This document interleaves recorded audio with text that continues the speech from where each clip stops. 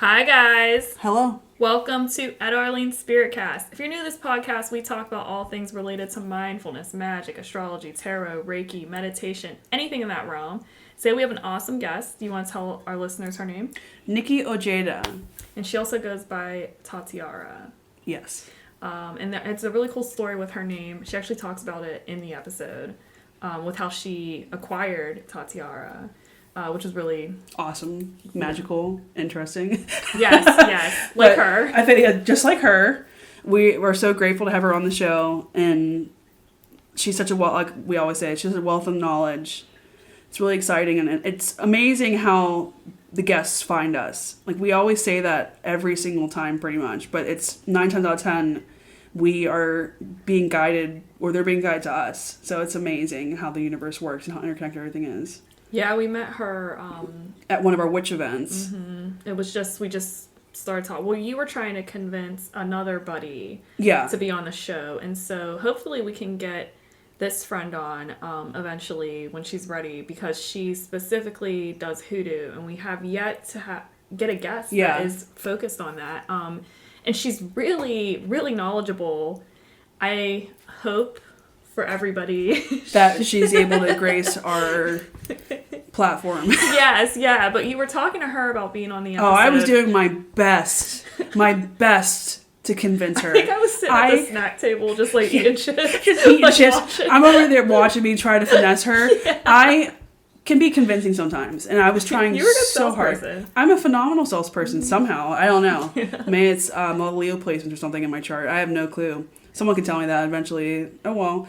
But I was trying so hard to convince her to do it. Like, I understand why there's apprehension, especially when it comes to, like, this realm of things. Mm-hmm. Like, you don't want to be ostracized or judged in any way. Yeah.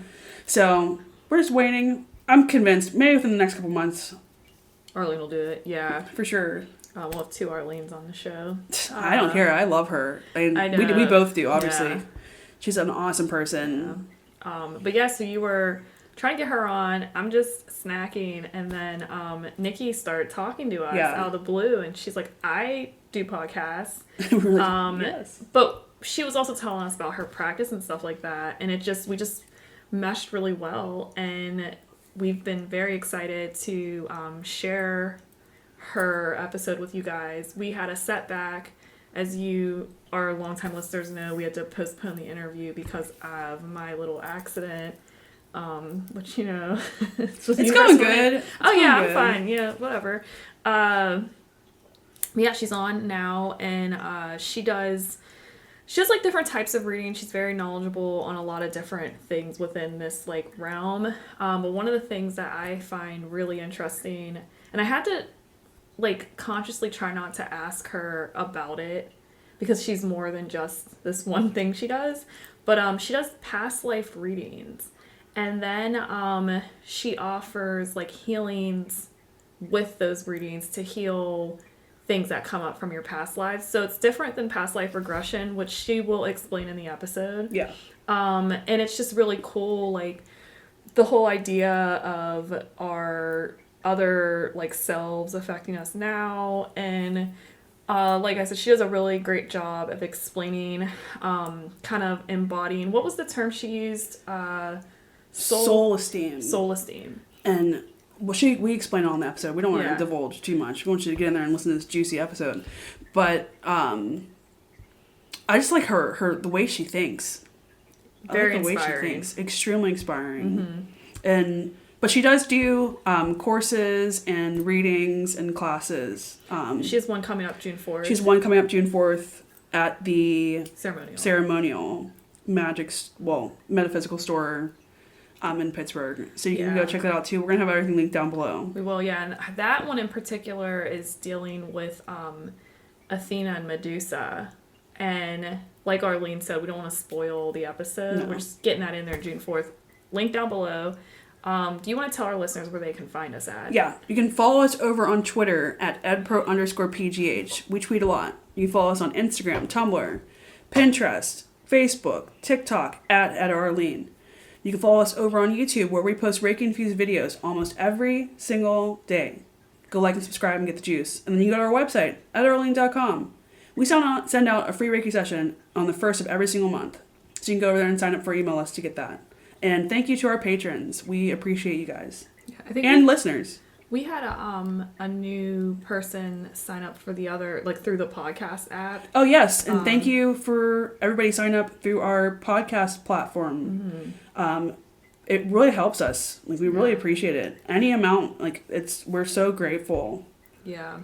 Even if you're listening to this, we're grateful. Yeah, for sure. Yeah, I don't have anything else to tell listeners. I think we should get in on it. Like, we should get in the episode. Yeah. All right. Here's some ads, and then we'll be back.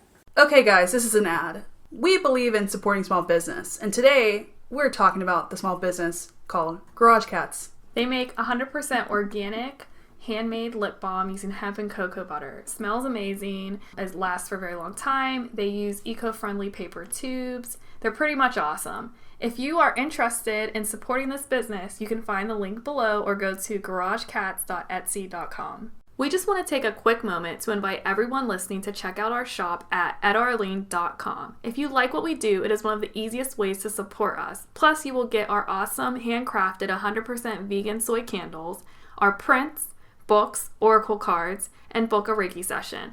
All of this can be found at EttaArlene.com and linked in the show notes.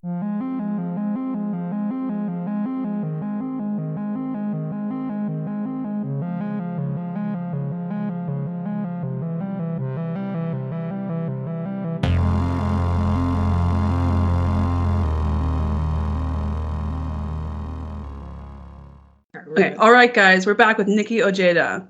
All right. Well, first of all, I really appreciate the opportunity to come on and talk about everything I'm passionate about. So I'm a tarot and past life reader. I've been doing it since I was 15 years old. And, I've evolved my business a lot. And I just really like to get people in touch with their spiritual, selves, but their special magic within that. Lots of times we have things on top of us, societal programming and everything like that. And with the tarot readings, I like to say nothing's set in stone. We come in with certain things that we're sort of contracted to go through, but how they manifest is never set in stone. So it's like a glance at your trajectory and empowering insight on how you might influence the energies that are coming your way.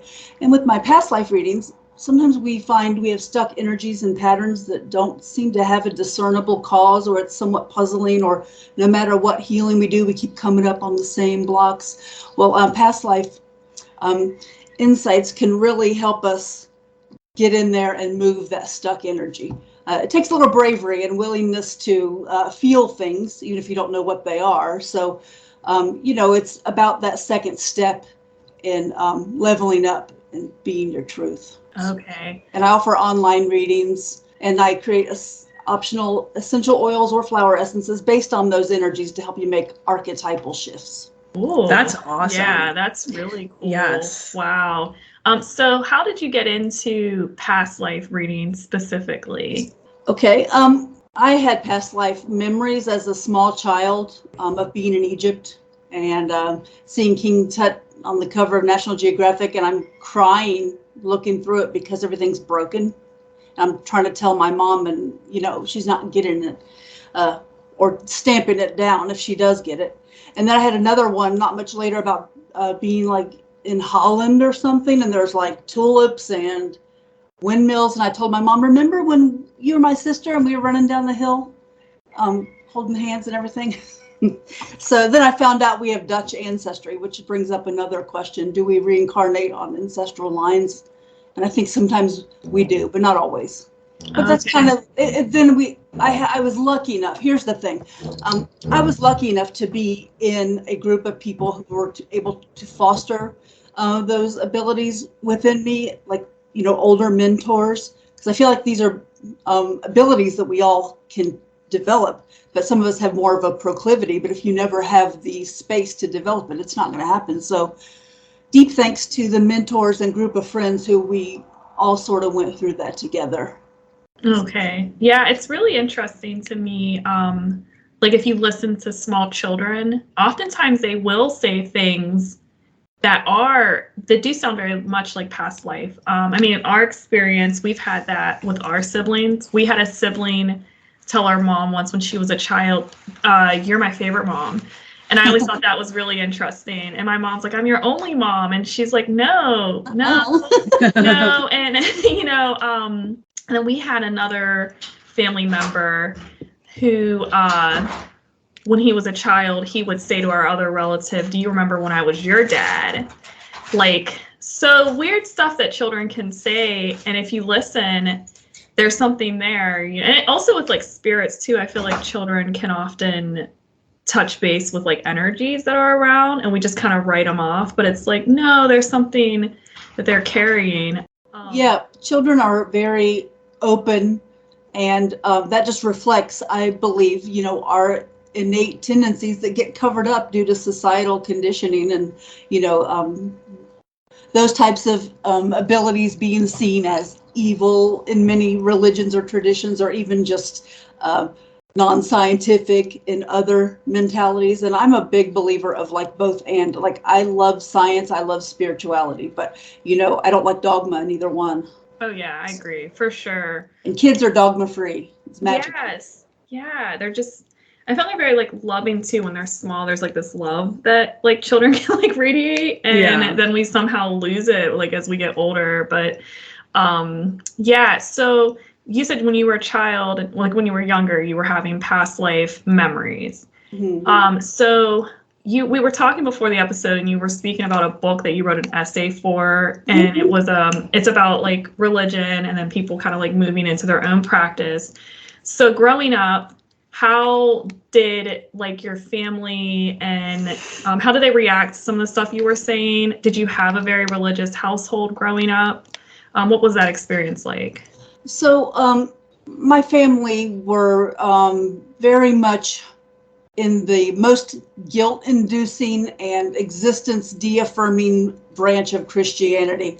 I know there's worse, and they're not terrible people, but I came in to break cycles. I came here to totally just, talking about strict roles and strict molds to try to be put in, and I just wasn't having any of that as a kid. Mm-hmm. But there was a period of time where I did drink the Kool-Aid and was very Christian. I had my little Bible and my little shawl and everything. But by the time I was 10, I knew it was BS. So wow. Well, you learned early. That's young, yeah. Yeah, I had a lot of interesting experiences where I had this awareness, and it would go away and it would come back. Like when I was 5, I remember being really sad and wishing I could die and be reborn in a different family. So, oh, wow. They're not the most terrible people by any means. It's just that blindness and that limitations on spirit and spiritual experiences not being validated, but someone else's tradition is supposed to provide that. And I'm not anti-religion. I believe that the best of it provides inspiration and guidance and a container for people to love and share. But that seems to be rare. It seems to be more like, it's all about judging, and it's all about, including, excluding, or trying to change others. And I came here with the North Node in Aquarius ready to bust all those boundaries. So here I am. Oh, yeah. Yeah, that's an intense, like, North. Yes.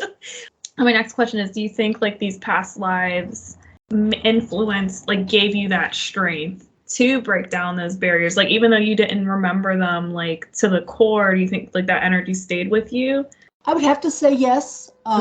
There are other past lives I've remembered since that probably tie into that particular arena of religion and stuff like that more than the ones I named.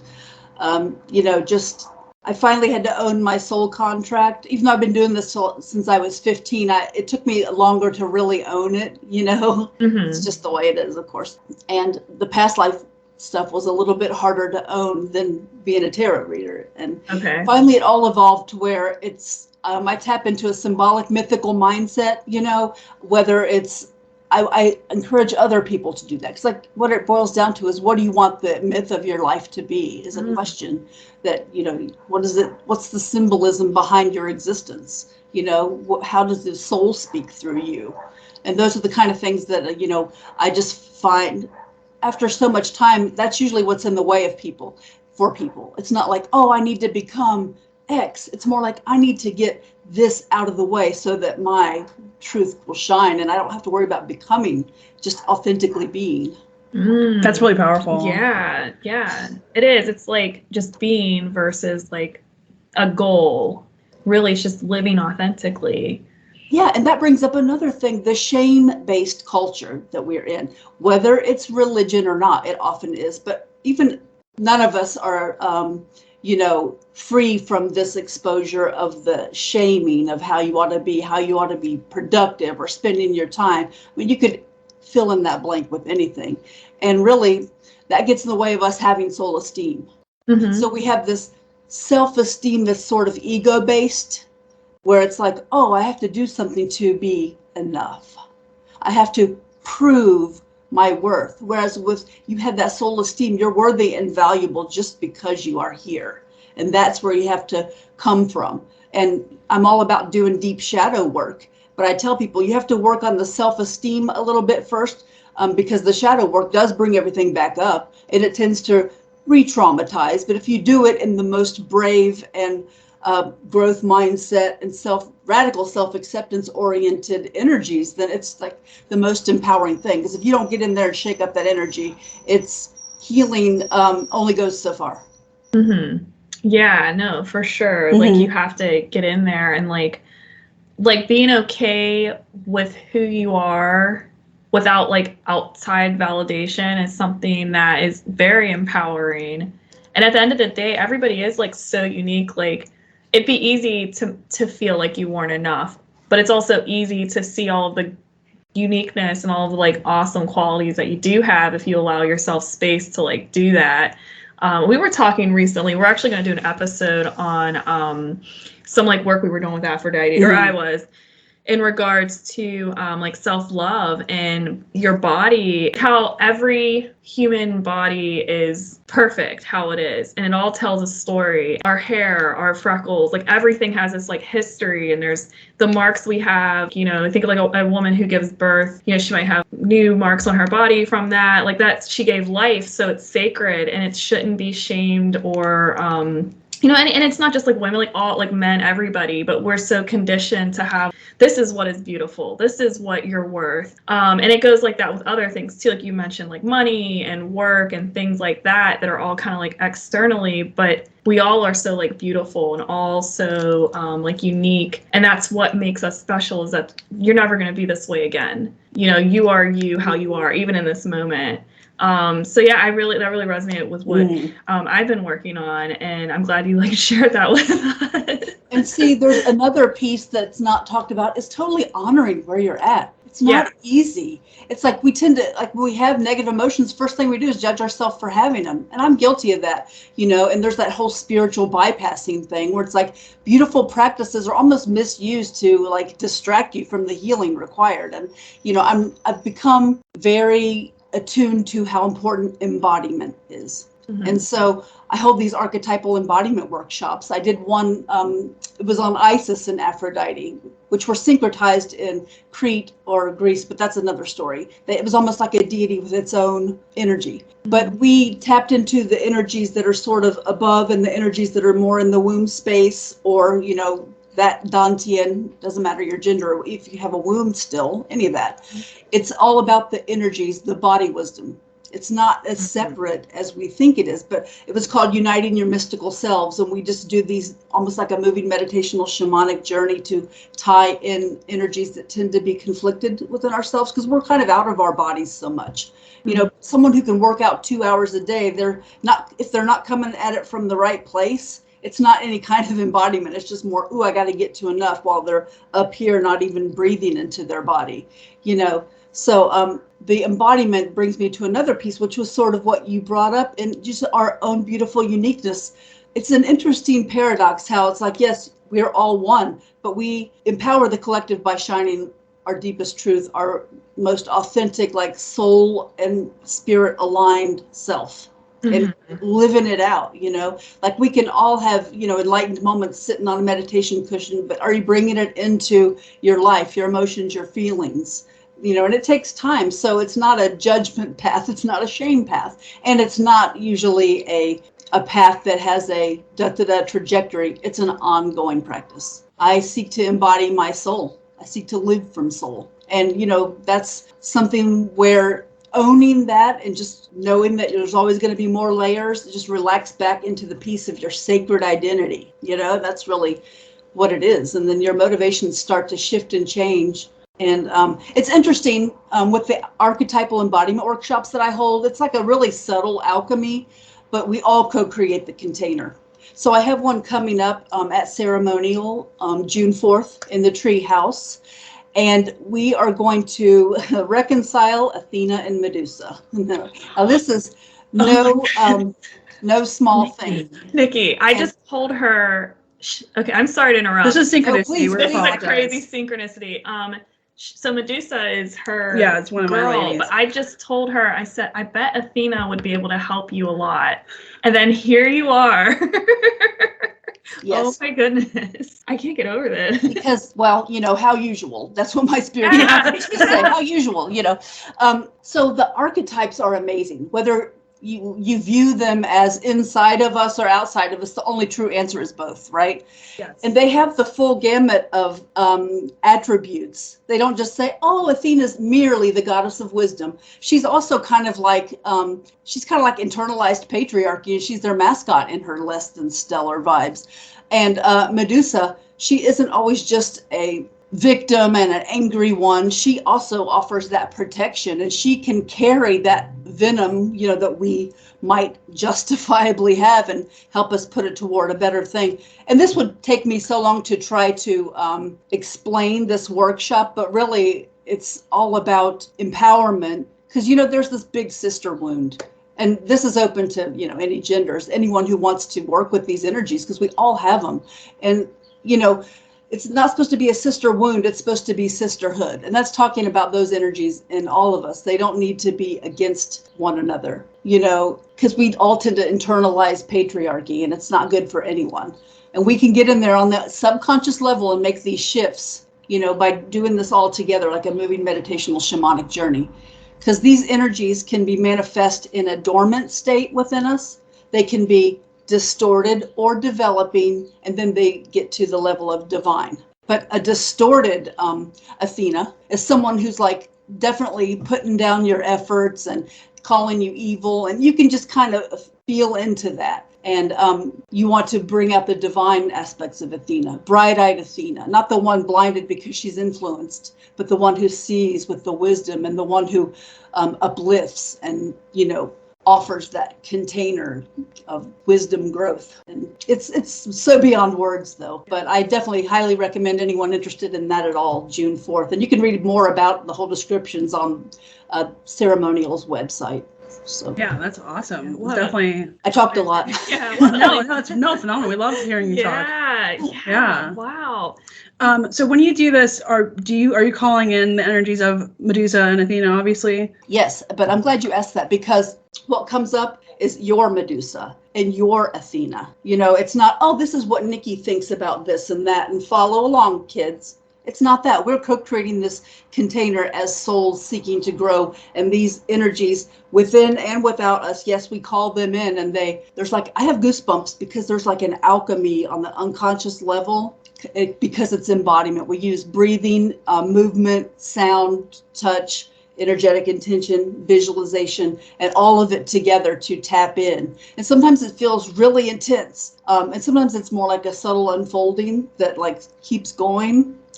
And, it's different for everybody, really. And you don't have to be like a master visualizer or any of that. You just have to bring your curious, open heart. Love that. Yeah, that sounds really good. So, okay. No, you go. I might get tongue-tied. Earlier we were talking about it's the soul wisdom. You're embodying the soul. You're moving from the soul. Mm-hmm. And other words for that, I interpret that as you're moving from your authentic state, and you're embodying the true authentic nature of your being. Mm-hmm. And we all are of service to the world by doing that.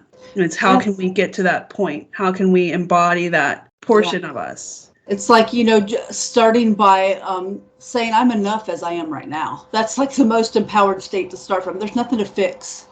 It's just gently uncovering, an exploration, a curious, excited, interested endeavor of seeking to know thyself squared, cubed. It's never ending uncovering, like embodying that. And archetypes and those correspondences have been the most powerful thing for me in shifting that religious trauma that I carried. I was like sitting right here, I have take no shit rebel, right? Mm-hmm. I can't keep coming from that, because then I wouldn't be able to communicate and connect with people. I'd be pissed off, no matter how rightfully. So I've given her a new job of sacred rebel, therefore it's like, if I'm going to be feeling that, it's going to be about important things, not the past where I was like a disempowered child or whatever, but how can I empower others? Where can I authentically place my energy that might uplift, just to the best of my ability, make it worth something, make it, if I could have any one person, read my story. The book is called Goodbye, Jesus, I've Gone Home to Mother. It's by Oberon Zell, who was the first publicly referred to pagan. Just a series of essays from, former Christians who became pagan. And you can see there, I could have turned out a lot worse, is what I'm saying there. And, just by the grace of other people's mentoring and being their truth, maybe I can inspire some 12-year-old, who knows, or 42-year-old or 80-year-old. Yeah, that sounds really good. I know people who would really like that book. I also love The Sacred Rebel. I think that's a really cool concept, because it's okay to have that energy, but like when it's done in a like, I don't want to say constructive. Yeah. So it's like sacred still. It's not. I don't know. It's like, we're talking about shame and stuff like that. It's channeling the energy in a more productive manner instead of tearing. Exactly. Yeah. It's so it's almost like the difference between having a unconscious trigger that gets you there, like, oh God, and you have to like spend hours getting yourself out of it. Well, that's personal experience sometimes, dysregulating the nervous system and all, right? But then there's something that I didn't coin this term, and I forget where I heard it, but mystical triggering. And that is where you see things that just need to be shifted for the good of all. And that's a mystical trigger. Hey, whether it's human rights violations or something more close to home, that kind of thing, that's mystical triggering, where it's like, hey, on a soul level, must be adjusted. And that's where that rebel energy is not only acceptable, but it is absolutely needed, and that's like me having that North Node in Aquarius. I really have to own my weirdness. I have to just be the one doing the thing that other people aren't doing, my whole life. Sometimes I'm a couple steps ahead. I'm not the only one by any means, but just by owning that and not worrying about the effects of it, it sort of like paves the way, or like a way shower archetype. If I could own that in any way, I seek to, use me to open up these doors for the next wave, even if it's generations from now. Yeah, and that placement's very much about taking the Leo leadership energy from your past lives, but doing it for the collective, like doing it for everybody and being of service. So it's really cool, and it can be I believe it can be a challenging placement as well, coming from that very like that Leo star center of attention, but it being on you, into moving it outward for everybody. So do you remember any of your past lives where that energy was like, you were the Leo energy on stage? Yes. I was a semi-famous in my time, musician and composer. Okay. Red velvet cloak. I'm not saying anything else, but and I have done lots of stage performing and acting and all that, but I'm not interested in acting. Performer archetype, yes, but I don't want to be other people, and I don't really want to do it for the sake of it. I can enjoy it, don't get me wrong, but there's something more that's trying to unfold beyond just being like, hey, I got my red velvet coat on, whatever. You can feel what I'm saying, the difference between allowing yourself to shine and like letting it shine you. Yes, yeah. And being in that Christian family, I was definitely discouraged from shining in any way possible. It's really toxic, like the hatred of women for women in that tradition.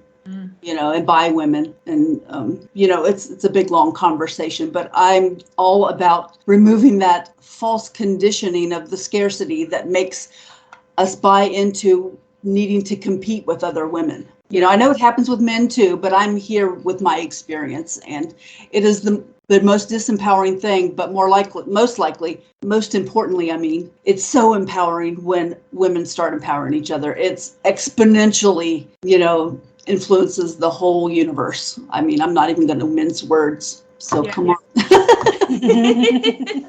No, I definitely like women and like helping women, inspiring women. Like it's not a competition. I feel like as a female, like there are certain things that our society kind of like instilled in us that we are not even consciously aware of. And I don't think men are either. I think it's gotten to that point because of just the way our structures are and religion and stuff like that. And then it's kind of like when you start unfolding, because it affects your self-esteem directly and your self-worth. For women, a lot of it is about what kind of girl are you kind of energy. Yeah, you can't be too tough. Yeah, it's like contradictory stories that are being told to girls growing up constantly. You're too soft, too tough. It's opposing, opposing theories, opposing stories. Yeah. Even when we go from gender, it's opposing. We're told we have to be nurturing and kind and docile, where a man's supposed to be tough, strong, and assertive. And they're not able to express themselves in a certain degree, and they're stifled. Yeah. Those kind of toxic gender roles, and it's like when I tell people it's all about some sort of union of those energies, within. And it's so beyond gender, because to me, feminine does not mean female and masculine does not mean male. We're all, our own thing, no matter how we feel. Balance does not mean 50-50. It means authentic to you.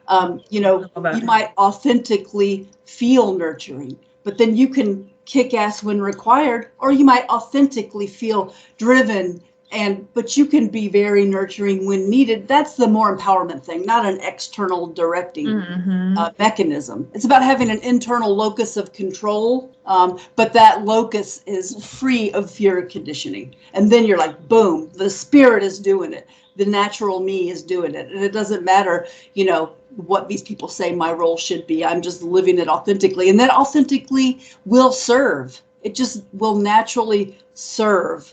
And that's a beyond the words thing that can only be seen, when shifts start happening. It's like, wow, the more I'm myself, the more I'm just like attracting the right opportunities where I don't have to try so hard to be something in order to achieve something. It's almost like your natural sacred isness does it. Yeah. But that's an ongoing thing. We all often feel like you take a step back or 2 steps forward and all that, because we're humans and we're not supposed to be perfect. So it's all that acceptance too. And that's why shadow work is required, because you have to tear away all the projections and the falsities that you're carrying, so you can figure out who you authentically are. Right. And I did another workshop. It was called Shadow Work for the Magical Psyche, where we intentionally went into reclaim shadow gold, right? And the golden shadow, as it were, because we don't always only repress unacceptable parts of ourselves, but we can repress parts of ourselves that were deemed unacceptable by family and influences, such as, you might have a strict family and someone just a natural dancer, but they are no dancing, shadow gold, pushed into the shadow. But if reclaiming these parts, we can reclaim talents, gifts, proclivities. It's just by owning the whole spectrum of who we are, and integrating the parts that, might not look pretty, but you can still tap into that when necessary, because there are times in life, and spiritual people don't always want to talk about the fact that sometimes you just got to show them teeth to get along, because some people are going to push you. And it's not like all the time. I'm just saying you want to have your full strength on board for when you need it, and by accepting your full truth and not judging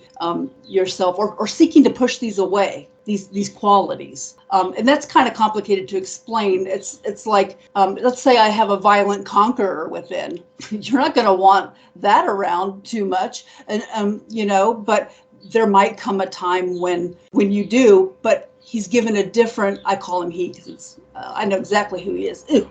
But he sits here, and it's just like he can be a protector and an eye out, not a reactor or a controller of how things go. But if necessary to respond, I hope it never is. But you want to have some of that online for when you need it. It's almost like, well, in the original Star Trek, in The Enemy Within, when Captain Kirk is split into two, they called it the bad Kirk and the good Kirk. But by the end of the episode, you realize that the bad Kirk contains his leadership qualities, and the good Kirk, contains his compassion. I mean, he's might seem timid in some ways too, and ineffectual. So they're both good and bad facets. And so I just really also espouse a both and consciousness wherever possible, instead of either or. Like you're either male or female.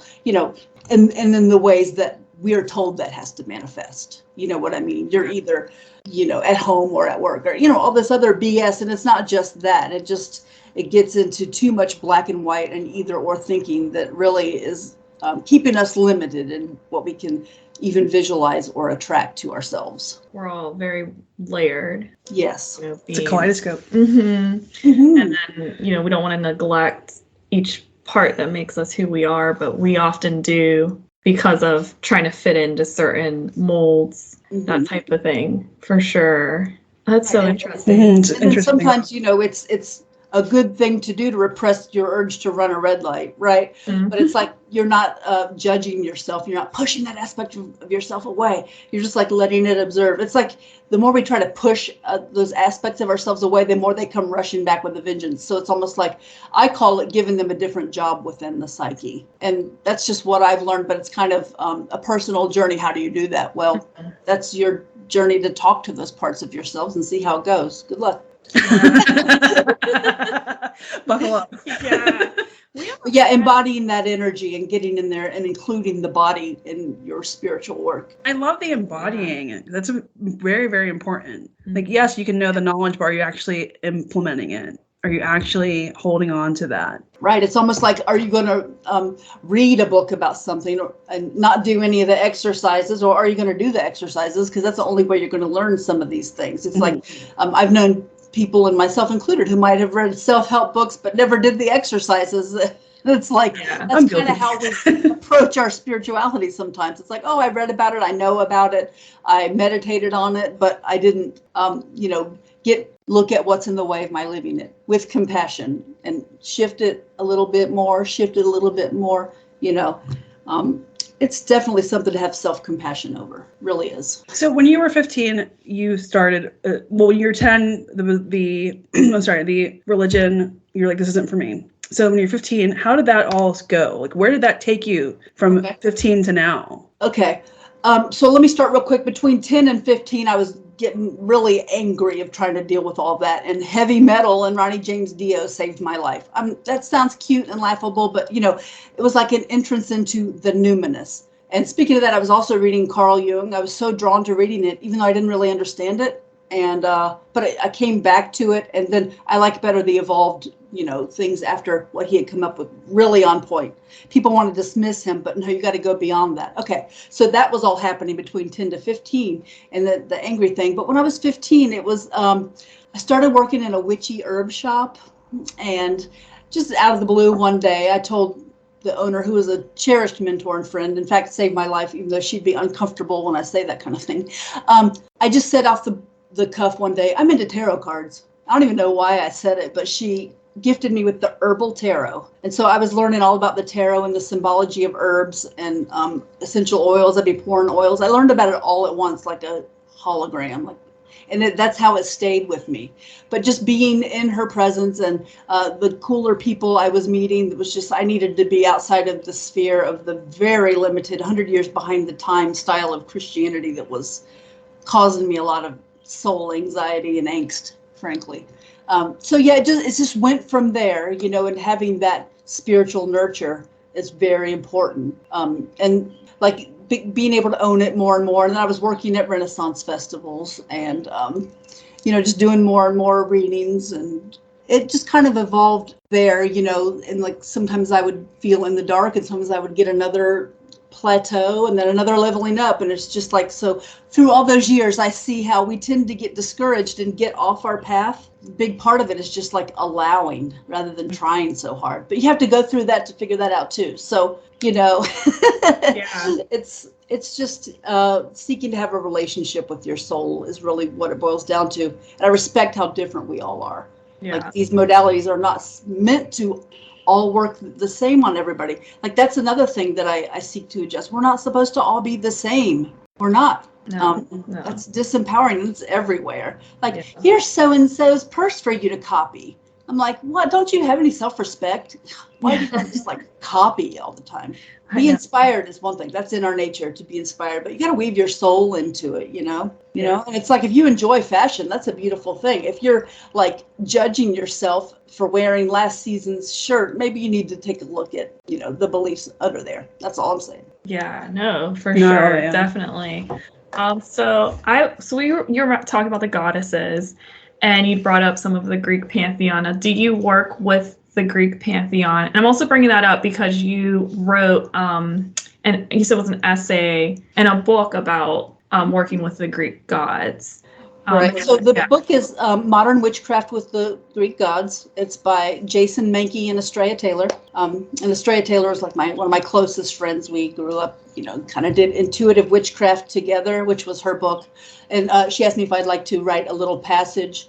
And Persephone is something I really relate to because of my own. And I feel like a lot of people have that sort of thing where it's like they don't know how to claim that dark. And if you don't claim it, it's going to drag you there by your ear. You know what I mean? And it's empowering when you begin to do that with intent. So, yes, I do work with the Greek gods. And I also have others that come to me that I work with. Definitely Isis was probably my first one. Kali, another one. They are appropriate for what I was going through, Kali especially, But then also I've felt like pretty much you name it, I've worked with them, Bridget and Kiridwin and all that too.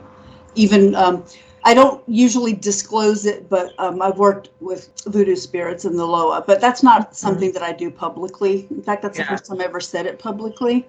But they helped me too with that inner strength and protection required, frankly. Well, you're from New Orleans, so I lived there. I'm from Dayton, Ohio. Sorry. Okay. Yeah, but I lived there for a really long time, and funny, I didn't even do the voodoo there. I did it in Ohio. Oh, okay. It's just funny how something, and it's from a past life. I mean, it really is. It's like, oh, hey, there you are again. I remember working with you. Oh, that's so interesting. Yeah, like that's cool to think about the spirits from your past life showing up again. Yeah. And some of them, it's interesting. I do syncretize spirits when they feel right. Sometimes it just doesn't feel right, but I'm not one of those people who's like, oh, never syncretize pantheons. It's like sometimes they syncretize themselves. Thank you very much. And some people are like, oh, you can't work with them because you're not of this ethnicity or whatever. It's like, as long as I'm, if they're coming to me and my soul is in respect, that is allowed. And not to take away from, how some people do it with disrespect and all that. So we don't like that, but we do like a both and of allowing these energies to have a place to be. And sometimes the right person to do it is the one who's right there. It doesn't matter who or what they are, Because and we're all up here above all that. Yeah. So it's all about energy and intent and what's in your heart. Yes. Mm-hmm. Yeah. Yeah, for sure. That's really interesting. Do you encounter, when you do the past life readings, is that part of how you encountered a lot of these spirits? Did that unlock anything? With the past life readings, it's different guides and guardians. Okay. More personal, I think, because with the exception of Hecate, which is there with me in all my magical endeavors, or between the worlds or seeing, like she blessed me with expanded vision. She said, "You can handle it." Pow, and my head exploded. But this is one of those things that's beyond words, Okay. But I do encounter spirits from that person's life oft times, not all the time. Usually, when someone they knew who's passed in this life were also in that life, that's when they tend to come up during a past life reading. Okay. But do I encounter the divine archetypes? Yeah. Not too much. I tap into them before I go to do a set of readings, perhaps. But sometimes it's also, there's by necessity, part of it just has to remain a mystery. And I've had to allow that because I don't know. But my main philosophy is I shut up and talk. When it's time to do the reading, I, have had to basically, get out of the way, but retain the open channel, Mm-hmm. and it's very, it has nothing to do with me. Mm-hmm. It has nothing to do with me. And I'm so glad I'm able to tune into the life that is relevant to the person at the moment. And that's why I draw 3 tarot cards for them to start the past life reading. That is my doorway into narrowing down the appropriate life with the patterns ready to shift, the empowerment ready to happen. I'm not just like, you perished on a mountain in Cambodia. Okay, next. Oh, I offer empowered practices, affirmations, perspectives, and everything to integrate that. Okay, that explains this, and I can do this to start the counteracting process. I seek to empower with these readings. It's not just a parlor trick. I'm not saying it's never entertaining or interesting. Yeah. By its very nature, it's going to be. But I have to tell people it's not a parlor trick, and we're not all princesses, darling. Yeah. Some of us were. Some of us were. Really? Yeah. A princess and a farmer. One thing about past life, learning about your past lives, I think sometimes we don't realize how hard it can be because it might not have been, if it's causing problems in this life, you might have experienced some sort of trauma or something challenging, and it can be hard. Like we've done regression before, and the 2 that I did were hard. Like I was crying after I did it because of the experience I had. Like, it was still like interesting. But it's definitely not something to do for entertainment purposes. Right. And it's not always about how you died either. So it's just about like it's something that has made a continued energy signature, like, you need to open up your heart because of this past hurt, something like that. And though it requires bravery, it doesn't always tend to re-traumatize, but sometimes there's a little bit of that, but that shouldn't really discourage people because it can only hurt you so much. And on another level, that wasn't you. That's just something that accidentally got in your backpack that you're born with, and you can open it up and, take it out, transform it, do whatever over time. It's something about also just knowing. It can be so empowering. Just asking the questions of your soul. Okay, now that I have this, what adjustments do I need to make? And let it tell you. That's something we don't do enough, is just trust that innate wisdom and that body wisdom. And part of that has to do with we need to get out what's in the way first, the false conditioning. Get it out of the way more and more, the more we'll be able to trust right away. And then I want to bring up another point, the difference between a past life regression and a reading. People often say, oh, you do past life regressions. No, past life regression is you're being taken in to view your past life. You're in a past life reading. I go in and I convey what I see to you. Ideally, you'll get a reading after a regression, maybe if it's one-on-one. But I just wanted to talk about that difference for the listeners. Yeah, thank you. And can it be tough on you sometimes going there and helping people with some of those, some of their past lives? Well, I can't say I never cry.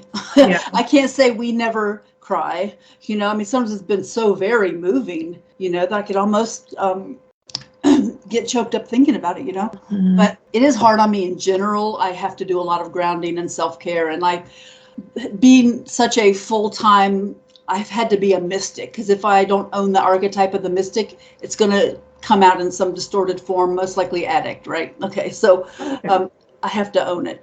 I have to be it. And because I do it so much, I can't always accept social invitations. I can't always go out to a huge thing. So I have to tend to that energy. I have to go within. I have to replenish my own cup, Yeah. And when it's a real yes, it's a real yes. But it's all about those boundaries. And that's another thing we're not taught, we're given all these shoulds that we should do. And then you have to start to discern, is this should actually resonate with me? Or is this just something that's going to deplete me with not enough of a return, And even if it's something I would love to go do, if I have to replenish myself, I have to honor that. And that's just the way it is when you work with deep energies. One thing you did mention that I caught, you were saying how if you weren't the mystic, it would be expressed in a toxic way. So can you, not necessarily your personal story, but how, like, if we're not authentic, it can be distorted, maybe? Yeah. Okay. So, yes, it's something I had to own. And I was having personal problems of trying to, be myself. Owning that particular archetype does not have a lot of support in this society. I have like the moon in Pisces and the 12th house and all that kind of stuff. You don't have a lot of support for the kind of wisdom that you could offer. So it doesn't come online as easily, right? So speaking about the similar thing that could apply to others, if let's just say like someone who has the teacher archetype that really wants to come out, but they don't honor that, then you'll find them like criticizing. Okay. And, you'll find the distorted version of like the same energy in a way. And that's really a big thing what I work with too. Like, and that's one thing I want to touch on with the Medusa and Athena reconciling, because some women can't stand another woman's empowerment. And it's like, it's that kind of thing. And we get in there and we might have unconscious levels of that ourselves. And it creates a protection against that. And so that we don't let that keep us from shining, because a lot of us do that. Oh, I won't have any friends if I'm shining my real light. Well, let them go. Let them fall off like an old dead snakeskin, because then the real ones have a space to come in, because life is too short to be worrying about other people think, really. I mean, and I'm not just saying that because I'm 51 years old and I lived it. I was kind of living that when I was 12. However, it had a different motivation then. It was more like, I'm going to be who I am no matter what, and F you, right? And sometimes that might be appropriate now, but I'm just going to live who I am and do whatever I want, because I don't really have much other choice if I want to be embodied, empowered, and authentic. So yeah. Oh, because when you're not authentic, it eats away at you. Yeah. Yes, I brought that up because in astrology, when you mentioned like your North Node, South Node, that's one of the things. If you don't embody your North Node energy, it's expressed in a toxic way. So you start, but you're getting the South Node, like that South Node, you'll still be moving in, and then it becomes very toxic. So I'm a Virgo, South Node, Pisces, North Node. And if I don't embrace those Pisces qualities, like spiritual and art and that type of thing, I'll start getting all those like horrible aspects of Virgo coming through. So it's interesting. It could be like an OCD almost. Yeah. For sure, yeah. They said I'm very like picky, and which is something that really helped me on my path. Because that's how it is. I feel like sometimes it's hard because it feels like you shouldn't be that energy. Like there's, like you said, there's resistance in some form. It's like a mountain in front of us, but it's like our responsibility to climb that mountain. It's not, we're not supposed to try to avoid the mountain. That's not what it's about, And if somebody just dropped you at the top of the mountain, you wouldn't have the strength you developed, the wisdom and the knowledge that can only come from personal gnosis. That's why spiritual bypassing doesn't work. And I love stillness meditation practices and yoga and all those things that people call new age or whatever. But when it's marketed and practiced as things like, all you have to do is be 100% positive all the time, that hurts people. Sorry, but I cannot get behind that good vibes only thing. Good vibes only at this party tonight. Hell yeah. But, you have to have a space and a place to be safe, to be sensitive, to be messy, to be real. When discerning, when to leave the room and go someplace else, Yeah. Like you don't want to be one of the chronic complainers and identifying with, a victim archetype, no matter how justified. You have to like compassionately get yourself to the place where it's like you own it, you feel it, and not deny it, but yet don't identify with it and let it. It's like I said, radical self-acceptance, man, because all you can really do is do it and feel it. You can't avoid the going through the forest and not knowing part. Yeah. I like that analogy you'd said.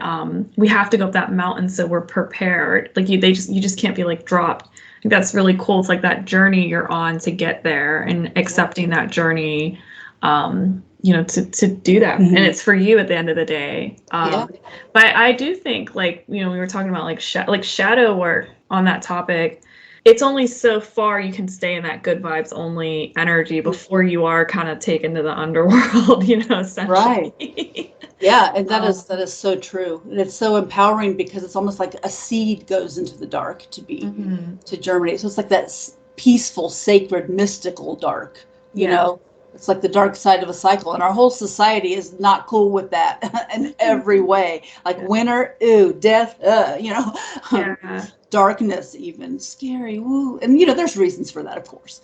But on a mystical, symbolic level, by tuning into the good parts of the dark side of a cycle, not to say it's easy by any means, but having the courage and the bravery to, maybe I'll interpret it a little bit different this time, but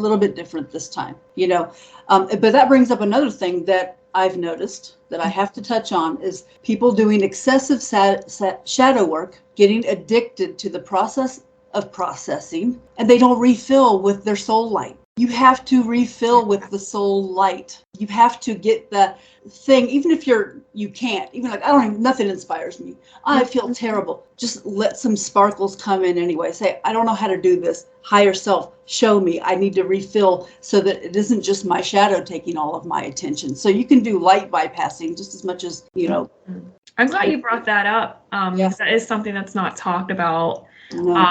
Staying in that like darker phase, and like I always see it when you do go through that healing process. There should be like a rebirth at the end. So you go like we'll journey to the underworld and your rebirth, like a Persephone, or any like a Nana or something like that. Like there's this rebirth after, and then you should like work with that new energy and that new like revelation you have. I personally wouldn't want to delve back into that, but I can see why somebody would keep wanting to work this constant self-improvement. Yes. Fixing. Yeah. The fixing thing. Yeah. And this is not to say that shadow work is one and done. And I'm into the dark, filled with light, I'm done. It's like something like a cycle, just like it is with the seasons. And when Persephone is in the underworld, she's still the radiant goddess of spring. So just knowing that, hey, I might have all this, but it doesn't define me as anything that I need to judge myself as bad for. It's like these little maladaptive patterns is just my, most often childhood self trying to survive. So you got to love up those little aspects of yourself, even if the cause of it was 2 weeks ago. You did the best you could, because we're not perfect and we're not supposed to be happy all the time. That's like this other weird thing in our culture. It's like, oh, they're not happy. It's like, and smile. It's like, okay, I can give you a fake smile now, or you can wait 90 seconds for a real one, your choice. It's like, it's really, especially from what I've gathered, especially in America. I mean, I don't know all about that, but it's this whole thing is like constant cheer and smiling. And it's like, it's just so much better if we let that be real and it means more, Yeah. But, I was listening to somebody talk about, I think it was like a TED Talk, and they were saying it's okay to have like contentment kind of thing where you're just like a neutral, and most people are just in a very neutral place, but we tend to like go extreme sometimes, like force ourselves, like you were saying, I need to smile all the time, but it's okay to just kind of be sometimes, without having to do it. There's nothing wrong with chasing feeling good. It's part of our human nature. Nothing wrong with avoiding feeling bad to a point, because if we don't even with physical pain, we could adjust things that are creating disease a little bit more by just paying attention to the messages of the pain. But that's a whole nother conversation, and which brings me to my other concept of the sacred isness. There's not always a whole lot of scrambling to be doing. It's like falling back into the sacred isness. Now, releasing thoughts of the past, concerns of the future, and just what's the sacred isness of now. And that's not always an easy thing to get to, but it's a wonderful and inspiring guide when you're, find yourself in fixing, healing. I got to heal this and that. Some things, okay, this is going to be hard. Some things are never healed. It's just the way it is, depending on the trauma. But it is something that can be almost owned for greater wisdom. Or like that Japanese word, kintsugi, I believe it is, where a vase breaks and then they paint all the cracks with gold and put it back together, and it's prettier than it was before. So, there's like hidden gifts in these brokenness. and wounds. A lot of it is helping others. Yeah, because if you have that experience, you know what to do to just energetically. Yeah, it's opening in a space of it's like using the archetype of Chiron, the wounded healer, which I feel like I something I'm seeking to do, so that I'm just not feeling like a victim. I'm just embodying the energy of, okay, then this is part of who I am. It's part of the journey. It's part of what I came in to help me break the cycles. Yeah. Some of the experiences that we have to go through have to push us in the right direction, even if it hurts. Right. Like there's a purpose to a lot of things. You don't always heed it either. Yeah. Yeah. You don't what did I learn from this, or who did I become, and appreciate who you are on the other side. Right. You wouldn't be you. Right. And it's okay if you have to go through feeling bitter to get to somewhere, but if you live in the bitterness, then you're not done. You need to adjust. You need to move your energy instead of, feeling bitter that this happened to me. Or if you find yourself, going back in time and shifting stuff, get your energy back to now, because fantasizing about that is not the thing to do. Fantasizing is to inspire where you're being pulled to next, where your future self wants to bring you next. Not I wish I could have done that because I'm ruined now. And a lot of my clients, I really have to show them that, hey, this is where energy leak is happening. And a lot of times they're like, wow, yeah, you're right. I call back all that energy and put it toward my authentic power, because I'm disempowered back there. It's done. Call back that energy to the areas where I can affect things along the lines of authentic power, which is in the highest good of all. Yeah. I love the way that you put that, how many people are fantasizing about the past instead of the good that can be created. I would love your take on people. I have a lot going on in my mind right now. I'm trying to express to you. So I read a book by Marianne Williamson on forgiveness, and what is your take on the concept of that idea of just forgiving to move forward? Do you think that helps process things? Or I can only give you my own personal take. Okay. This does not apply to everyone. But to say, you immediately have to try to forgive, that's BS. And it can be invalidating to your experience and to those experiences, especially the more difficult they are. Now, this brings up another tricky concept, acceptance. Okay. And you don't get there like that. And acceptance is not condoning. Acceptance is not wasting your emotional energy past the absolutely necessary processing point in letting it define you moving forward. And like I said, that's all the compassion needed for that window of time where you can't accept it because you're still in it, right? But if that's gone on too long, and you know it when it's because I'll offer a personal story where I had the biggest challenge. I hated my grandmother, and maybe I still do on some level, okay? Because she was just such a bully in the name of Jesus, right? But I also see how she tried to love me to the best of her ability, and she wasn't here to do the work. She wasn't here to break the cycle.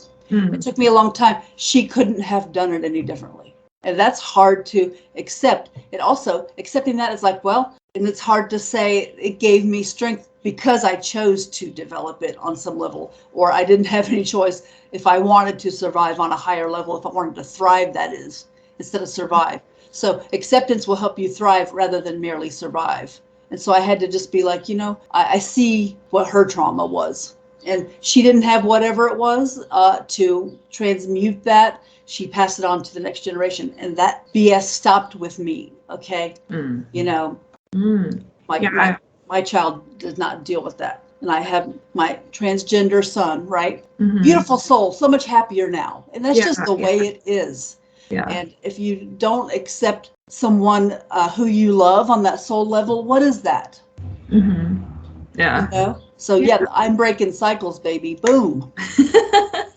Yeah, I like the term acceptance over forgiveness as well. I do too. Because forgiveness feels like it's they're getting away scot-free or something. I don't know. It just doesn't feel like a complete thing. It kind of I I don't know. I don't know how to Especially describe. how it's foisted on us to do that. Oh, you do that, you'll feel so much better. Well, I'm just going to tell you personally, it feels like a hole with my emotional energy leaking out. Mm-hmm. Whereas, if I own, hey, that's not really forgivable. Yeah, it's more honest that way, I think. Yeah, You're not I don't have to forgive no. you. And sometimes the forgiveness will come organically over time or not. That's not actually the point. Acceptance is far more empowering, and that also can't be rushed. It's just more about owning it, just striking that balance between owning and not denying it, and not wallowing and identifying with the traumatic thing. And that's trying to strike a balance between those two is a lot of part of the healing path, the deep inner work, of trying to excavate the unconscious and make the shifts toward wholeness type deep inner work, which is what I've had to be about. I've had to be a trauma-informed counselor at this point. Because otherwise, that's why I like to get in the body, because a lot of old stuff is stored in there. So we do somatic practices. Like, I also offer one-on-one archetype embodiment workshops online based on your reading. So it's like a half-hour reading and then a half-hour workshop where we get in there and, or more. Sometimes it's more. But, that's the best way to get in there.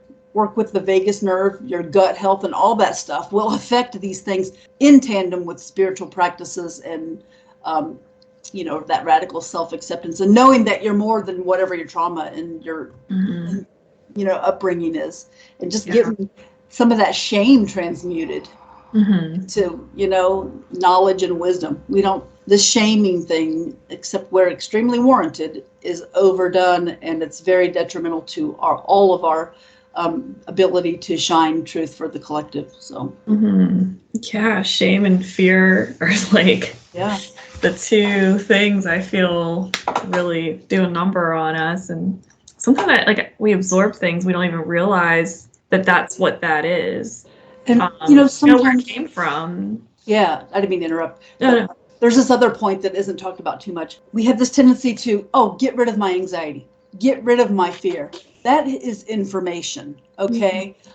It's like having a personal inquiry with your fear and with your anxiety, to use that to figure out, okay, so where you're being triggered, that's where your healing has to be, and that doesn't mean you don't take actions to, if you're having debilitating anxiety, to adjust that, but do it mindfully with okay, I'm really, really higher self. I don't know how. I don't know what I'm doing, but how do I get the message from this anxiety? How do I get the message from this fear? And we're not supposed to be free of fear, but it's supposed to be a guidance. That's just part of how we evolved. When something's weird, something changes, that could be a threat. So we're wired to almost toward the negative in that way, but we don't have to interpret it that way. It's kind of hard to explain transforming fear into empowerment, but it's hey, that's my self-preservation kicking in, and anxiety is like a loop of a first attempt at self-preservation, but it kind of becomes the motivation doesn't match after a while, so it's like a loop, or it's it doesn't any longer have the source that it had, so it needs to be looked at, needs to be gazed at, examined, without self-judgment. So that's the piece.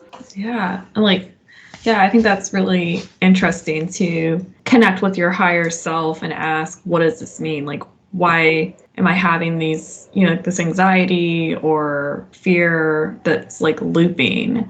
Right. And then to see what it tells you. Yeah, the thing is, you don't always get an answer. The power is in asking. It creates the connection, so that then, boom, sometimes some wisdom just comes forth. It's rarely ever, little self, it's this. It's creating a space for the inspiration to hit from a mysterious place, because it is mysterious, and 99% of who we are is unseen, and we have so much more that we can tap into. That is the age of Aquarius ushering in. Doors are opening. People are more interested in things that are beyond just ego gratification and, ooh, look at my new Gucci bag and all that. Yeah, sure, that's cool, that's fine, not making anything bad, but more is coming. More light codes of knowledge are going to be available, and just by having these simple dialogues opens doors. Mm-hmm. It opens doors, and you don't have to know how things happen for them to be beneficial to you, you know. Yeah, it's really, really cool. That's a great recommend. I'm going to start talking to my higher self more. Yeah, I was going to say, like, I usually default to guides, asking my guides, like, can you please explain why this is happening, instead of sourcing to that. Yeah, I do both. And, you know, both. Get them all in there like, oh, my God, help me. Yeah, help me figure this out. I'm this cute little human. I don't know what I'm doing, you know? I always Instead of saying, I'm this bad human for not knowing what I'm doing. No. I always say, I'm in the physical world, like, I need assistance now. Like, right now, I know I trust divine timing, but sometimes I need an answer, like, as soon as possible, please. Yeah. And, you know, that's like sometimes they're like lightning, and sometimes it's an organic unfolding. And the more we just have to, like, trust that organic unfolding. But, you know, not to ever insinuate that anything I've suggested is meant to be easy. It's like I said, it's a path. So it's like, you know, a path with heart. There's a lot that our teams can really like help us. They can guide us, and sometimes we don't even realize that they're taking us on a path. And like journaling, you know, with meditation, dream, stuff like that, you can see this like story unfold sometimes with all these like little pieces. And it's so interesting how they work, that it's just a subtle, like, you know, like help. And before you know it, it's, you know, manifests a certain way, or you receive information like the aha moments. And it's very powerful. But like, I think a lot of us disregard that divine assistance because it's not instant, or in the way we want it to be. Like, we want to hear like a clear voice or have a vision or something like that. And it's not always like that. Right. And the more you like seek to create the connection, the more that thing can happen. Mm-hmm. But it is funny, like you said, you can go back and look, and it's like, oh wow, that led to that. If I hadn't listened to that, I wouldn't have got this. And it's like really interesting to look back, like when you journal and see the unfolding of something, or to see, it's really gratifying to see. It's like, wow, that really would have triggered me a lot worse 2 years ago than it does now. It doesn't look good, but I'm kind of right here with it. I'm not going down the full path of full triggerdom or whatever it is. You know, I'm a little bit more just like observant of it, but yet still embodied. Yeah. It's interesting. Like, we don't want to be like we're transcending human existence. To tap into that as a practice from time to time, that's definitely helpful, but it's not enough, which it's just another way.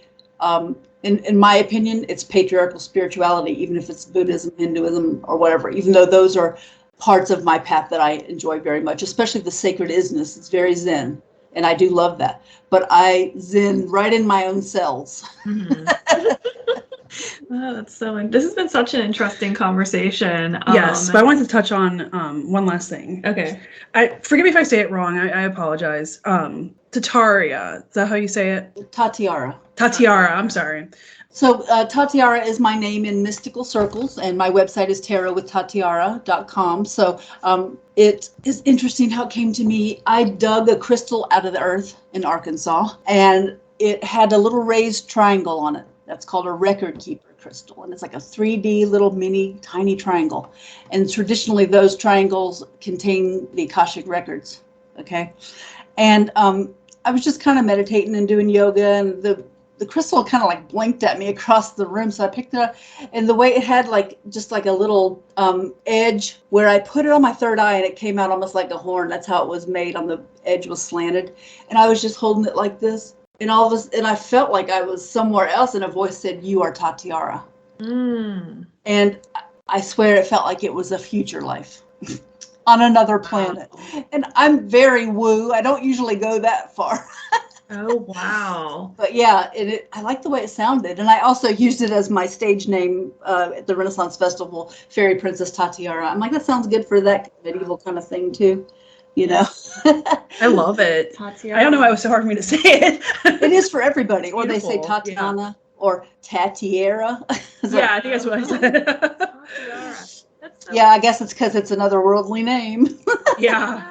I kept feeling that, like, you know, that little voice in your head kept saying, ask her about the Akashic records. But I was ignoring it because I didn't think it was like relevant. But now I realize that was why.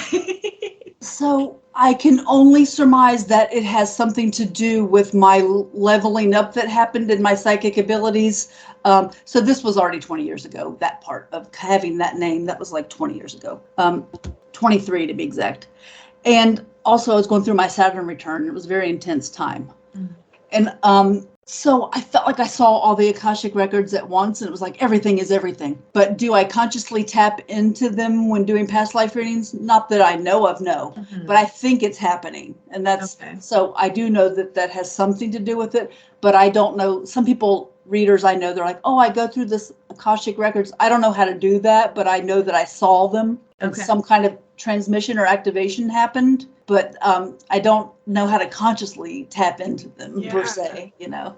So interesting. But I think it has something to do with the past life knowledge that comes to me and being able to sift through, according to the person's energy in front of me, whether it's video or not, what life is relevant, and the cards will say it. And I, before they even ask me where they want guidance, whether it's tarot or past life reading, I give them my pure 3-card message first. I don't want to know anything. Then you ask me after that, and almost always it taps right in. So, that's amazing. Yeah, it's amazing. It gives them insight without the, you know, it's more of a pure message from my point of view, because I don't know if they want to know it. I can just say it. So, and then they ask me, you know, where they want insights if they want. They don't have to after that. So like the crystal you said was like a record holder, like a record keeper. That's what they call it. Yeah. That's so interesting. So I wonder if that was kind of, were you doing the past life readings around that time? I was on a bit of a hiatus from all that. Yeah. I was doing more tarot readings. But that was part of my owning it a little bit better. Because like I said, that one was more challenging to say, oh, I do past life readings. Yeah. You know, and it's takes that kind of bravery to stand out and be the, but that's what I have to do. Yeah. And now I like it. So owning it fully. But yeah, it was a period of a weird hiatus where the Saturn return was bringing up my who do you think you are kind of vibes that I had to work through my own shadow work, you know. Yeah. Yeah, I don't know. Crystal's almost like symbolic because you are kind of like you said, you weren't consciously going into the records, but you are kind of like pulling out these like stories and stuff like that for people. So like to me, it sounds like it's this very symbolic, you know, thing that you have, especially when you were going through that period, that rough time. It's really cool. Like story. It's like a reminder. Yeah, yeah. Especially when you put it that way. Oh, thank you for putting it that way, because that makes it mean more to me. Because you know, I don't necessarily make the connection like that, but yes. Yeah. It's a good way to rationalize it. Yeah. Yeah, I think that's like beautiful. I wish I still had the crystal. My roommate gave it to someone back in the day. Like, and then someone else just said it was time for it to move on. Yeah. Like, but I dug it out of the earth myself. But oh well, you know. They moved to like maybe you are doing what you were supposed to do with that like crystal, and now I can still tap into it. Yeah, and you have this name that you carry with you from that experience. With the expanded vision that Hecate has provided for you, how does it make it challenging for you to move through the world? Yeah. Okay. So you know, I want to communicate and connect with people. That is something that I want to do. But I also have to, like another shadow side of Aquarius is almost like aloofness or remote or something like that. And I kind of have to do that sometimes. I have to just sort of shut down from people's impressions that they're giving off, I guess you could say. But when I sit down to do readings, I purposefully open up these expanded ways of, it's almost like they throw the Akashic records at me. I don't know who, but yeah. But there are times, because I'm so highly sensitive, you know, I'm a highly sensitive person. I'm an empathic soul, but I turn it into a blessing. That's the intention I say during my moving meditations. I turn it into a blessing. I know what isn't mine. I have strong boundaries with permeable membrane where I call in just the right people, just the right energies, just the right situation. And I go on and on through that. But yeah, sometimes I just have to walk away from certain influences, or I have to have the TV turned off, or it's true that sensitivity can be, doesn't seem like a blessing, because our world can be so loud and so full of stimuli coming at you. I have to discern when it's time to go within, like I was saying before. But I always make sure that when I go somewhere, I have the ability to leave. Like I got invited to do this little retreat in Peru kind of thing, and I'm like, I don't want to do that because I have to be able to leave if I don't like people or something. Yeah, I like that. If I don't I like love it. Yeah, I need to be able to leave. That's really like my motto. That's your life motto. Yeah. And I'm a master of the Irish goodbye. If you do invite me to some party and I come, too. I'm probably going to give you the old Irish goodbye. And I'm more than half Irish, so hey. So It's a pleasure talking to you, Nicki. I I really know. appreciate you taking the time to talk to us. Yeah. This conversation was really beautiful. Yeah. And you have so much knowledge. Oh my gosh, yeah, I know. So much knowledge. Like, I'm inspired. It's like, thank you for being amenable and open because, I try to offer certain things, even if they're not new. I try to offer them in a new way. But thank you for the good bounce back and the good container for me to, that type of listening with the heart. I can feel it. It helps my ideas form. And so I just really appreciate the space where I can share these ideas. And I appreciate your openness and the shiny little thing I see up there on both your heads. Oh. There she glad goes. I met you. I'm so glad we met you. Yeah. Oh. Yeah, definitely. And there's this, I've noticed when we talk to people who do a lot of healing work, they just have that going on all the time, even if they don't realize it. And they say things that resonate. So a lot of the stuff you talked about are things that I'm actually working through, like I mentioned earlier, with Aphrodite and the self-love and stuff like that, and shadow work. So it's cool how the universe is constantly teaching and guiding and aligning people to it. And I don't know, I always notice that. And then there's this energy that the healers tend to kind of radiate, where when you end the conversation, you're I think I feel great now. yeah, I don't know, because we've talked to a variety of guests, and we've noticed that with certain individuals, guests, that do a lot of helping people work through and process things and stuff like that. There's just something there, I don't know, a gift or something. It's divine. Yeah. It's and it goes both ways, because it's I'm helping to heal people, help them heal themselves, but I'm still constantly, always healing something, but it's not fixing. I'm letting the light do it. So yeah, in that sense, it is always happening. And the ones who resonate with that will pick up on it because it reflects what's coming up in them and is growing in them, and it's ready to grow and expand. And if you didn't have that, you wouldn't even notice. So it's something that can connect us all, and we have different levels of readiness to perceive that kind of energy. So, thanks for seeing that type of thing, because that means that you're that way too. Would you like to mention anything? Any social media, websites? Yeah, before we... any takeaways?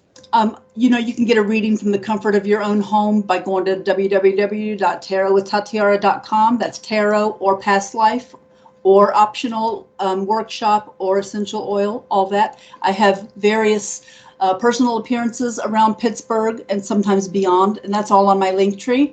And Tarot with Tatiara is my handle on my Linktree, Facebook, and Instagram. But I would highly suggest looking at that to see, perhaps any upcoming events resonate. And I have all my podcasts on there, my essential oil descriptions that I sell in person for now. And, if you want to see more about what I'm on about, you could go to the Linktree and it has everything. So. Okay. Awesome. And we'll have a link down below. Yeah, we'll have all of it linked for Appreciate that. Yay. All right. Yay. Thank you so much. Thank you. Yeah.